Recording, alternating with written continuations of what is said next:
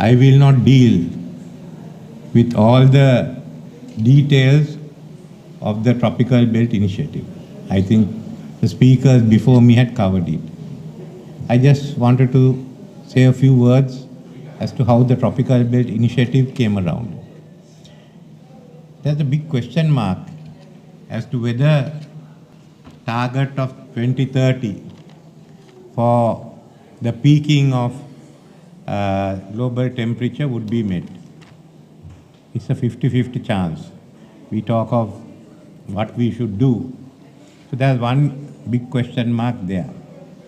Then secondly, the fact that we all talk of loss and damage, of countries certainly contributing trillions of dollars, the private sector coming in, and all we have to offer are a set of national plans, some excellent, some below expectation. Now let's take the reality. How do you expect to deal with this?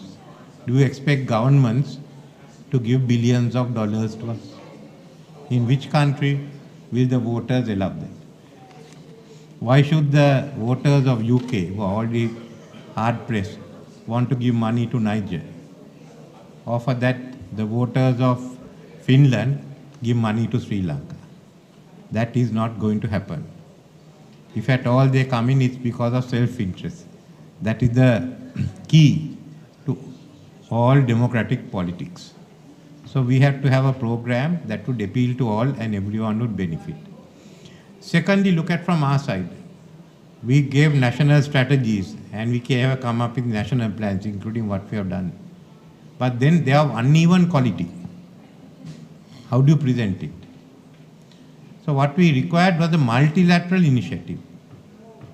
Multilateral in the sense both countries from the tropics and outside would get together. An initiative which would involve government and the private sector. If you look at the $2-3 trillion that we need annually, bulk of it has to come from the private investments.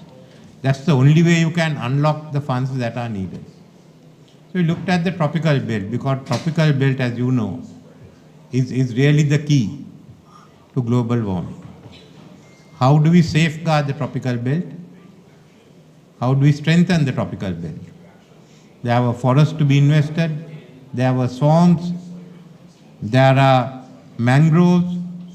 So let's invest it, make it commercial investment, make use of the energy potential, make it one big initiative where you have a plan, you turn it out.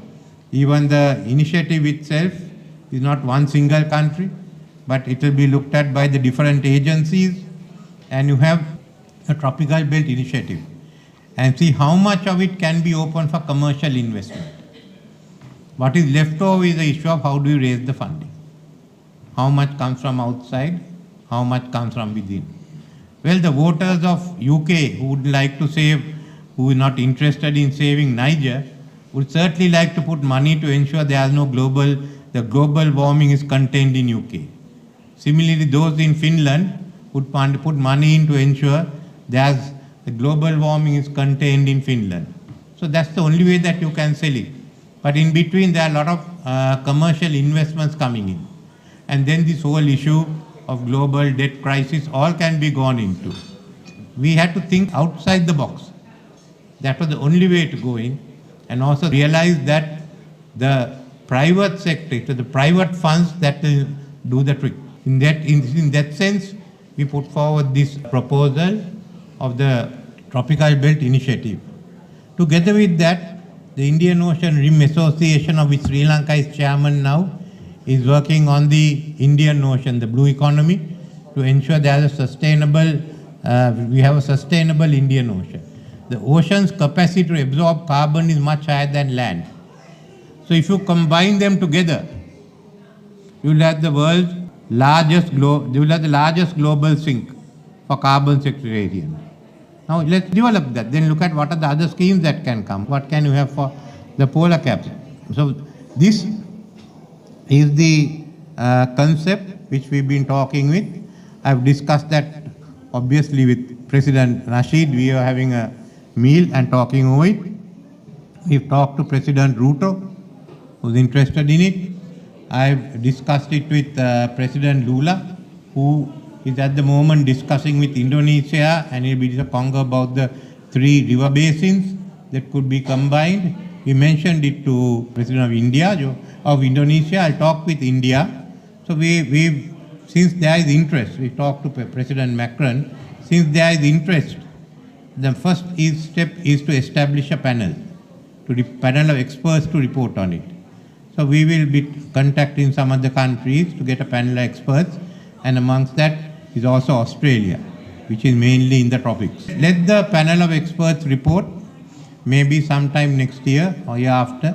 But we spoke with the UNEP, said let's have everything ready for COP28 Brazil. So we'll start from now, and the results are known. We can talk with the private sector, with those who are interested. But that also means a large amount of foreign investments are coming into the African countries. Sri Lanka, this was one reason for looking at it, that when we are constructing a reconstitute economy, thought of going in for the renewable energy, but to do so by mobilizing private investments. We didn't want to go and ask for development assistance, let it go for the countries that need it. So let's see, it also means just transforming that whole area. Trillions of investments will come into the tropical belt, and that will again change the economies. So this is roughly the plan that is there. We will be establishing the panel, speaking to the countries. But backing this up is already another concept, the International Climate Change University. We want to start, which will handle the capacity building and also the central research. I've already discussed with 1 or 2 countries. We are doing a joint project between Sri Lanka and Maldives. Will be the campus for island states, small island states. Sri Lanka we have set aside about 600 acres for this campus, but we need all the technical assistance. It will be a stakeholder university. All those who are interested, we stakeholders, and they can manage it. So we are operationalizing the ICCU, and we'll get the panels here. And in time to come, we hope that we have very positive reports from the panel. I have no doubt it will, but unless we made a break from the conventional thinking, there is no possibility of ever mobilizing the funds that are needed.